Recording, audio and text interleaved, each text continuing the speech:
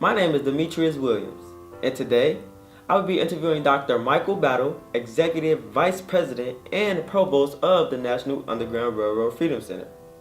Dr. Michael Battle will be leaving the Freedom Center by the end of 2016. So we thought that it would be best to get his input on freedom in America and his hopes for the Freedom Center and its near future.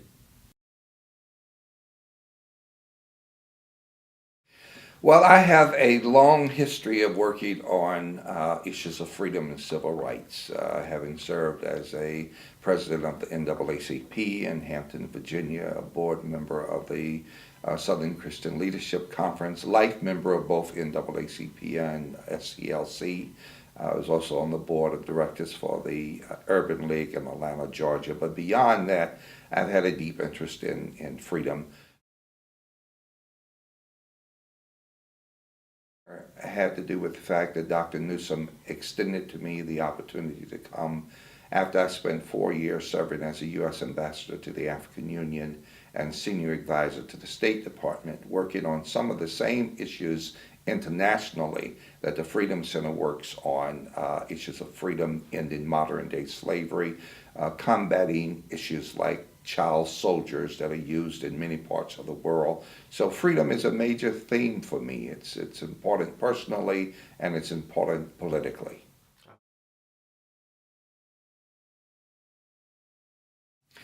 To be free means that one lives in a way where one is not bound by artificial limitations. It does not mean that a person has the opportunity to do whatever he or she wants to do at all moments of life, because freedom also means responsibility. So freedom is living in a society, exercising responsible behavior for oneself, and for and toward the community that one lives in. So to be free means to have the option to choose and the option to choose responsibly.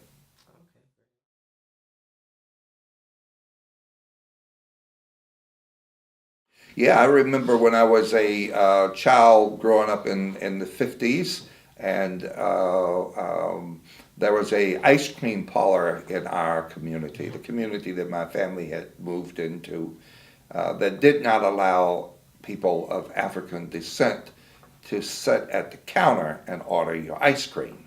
We could always go in and get ice cream, take it out. So my brother and I, my brother was a couple of years older than I was, we would go to the place, sit down at the counter, and demand to be served. They would never serve us, they'd always kick us out. But we would go back regularly and demand to be served ice cream at this place. So that was a personal fight for freedom that brought me a tremendous amount of joy.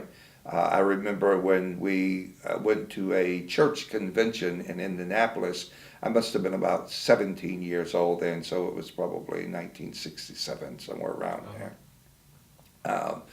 And there was a Holiday Inn that we went for breakfast. And the people said, oh, no, our dining room is filled. And so I determined there's no logical way that dining room was filled that early in the morning. So I said, well, I want to go and see. And they said, no, you can't go back there and see, but the dining room was filled. But I walked back there anyway. And there was no one in that dining room. So then I got on the phone with some other friends of mine, and we called a bunch of black people. And we all showed up at that Holiday Inn and went in and demanded to be served. That was a personal exercise of freedom that I enjoyed participating in. That's good. Wow. I'm not sure if there's a single biggest obstacle. Obstacles come in a series of challenges, and probably the most daunting challenge is the challenge of believing that I have a moral and personal responsibility to be actively engaged in the struggle for freedom. So I wrestle with that all the time at different levels, even now in the current political climate, that there's a moral obligation to be involved in the struggle for freedom, to make sure that we do not slip as a society to the comfortability of isolating certain groups of people and targeting them for bigotry and hatred. So it's every day getting up saying, okay, this freedom struggle is not over. It will always be. I participated in demonstrations at the governor's mansion in Connecticut when I was an undergraduate student in Hartford, Connecticut at Trinity College. I've always participated in the struggle for freedom. So it's the renewal of that commitment every day that I think all of us have to engage in.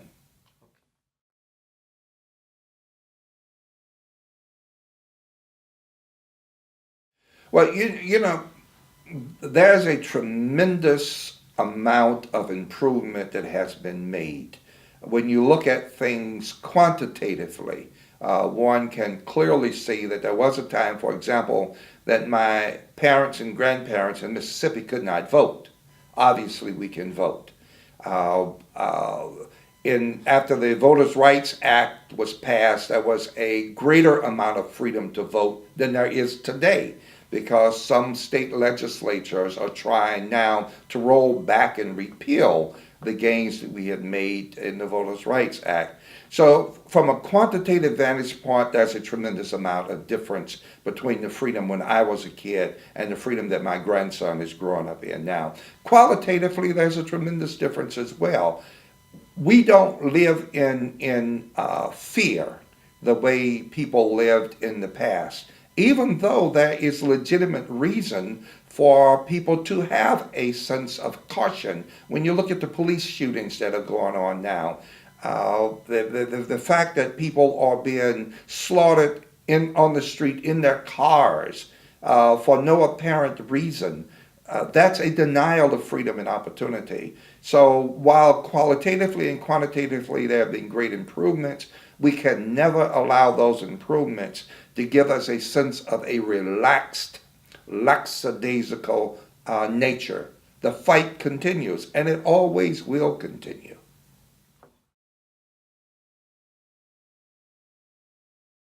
No, absolutely not. Absolutely not. Absolutely not.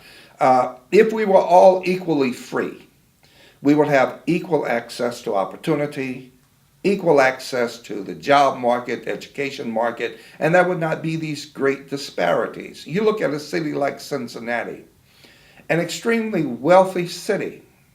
There are a lot of people in this town who make a lot of money and who are doing exceedingly well. And in the same city of Cincinnati, there is this humongous disparity gap between the very rich and the very poor. In Cincinnati, you have an infant mortality rate that should never exist in a modern day culture like the U.S., where too many children die in poverty, die while their mothers are giving birth to them. It would be total insanity for anybody to say that there is equality of freedom in this nation. The poverty is just too drastically oriented by disparity for anybody to come away with the delusional impression that we are equally free.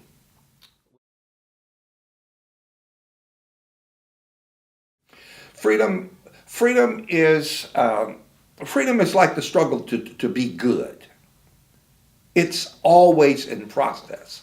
It is a consistent struggle. We will never ever reach a point of perfected freedom void of struggle. That would never take place.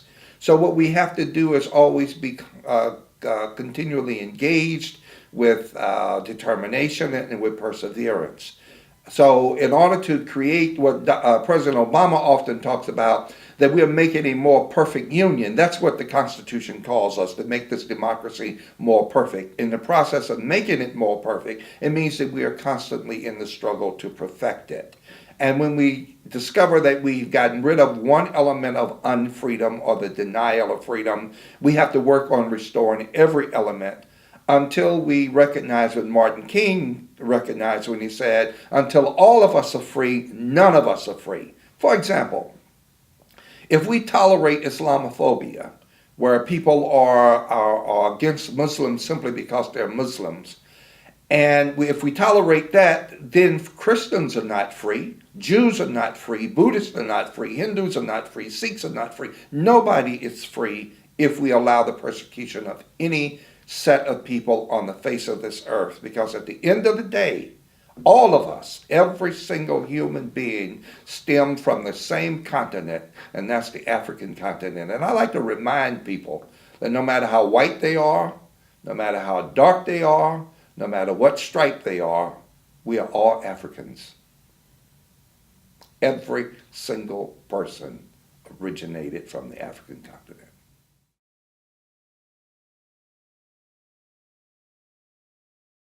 My hope is that the Freedom Center will be very, very conscious about the fact that it has to be proactive and engaged and has to be confrontational in the struggle for freedom. Frederick Douglass said it best: there is no progress without struggle. People in power do not surrender power unless they are compelled to share power. And then the power that is shared then makes all of us better as a nation and as a people. So my hope and dream for the Freedom Center is that it would be more consistent in its proactivity, in its engagement, and in its confrontational mission.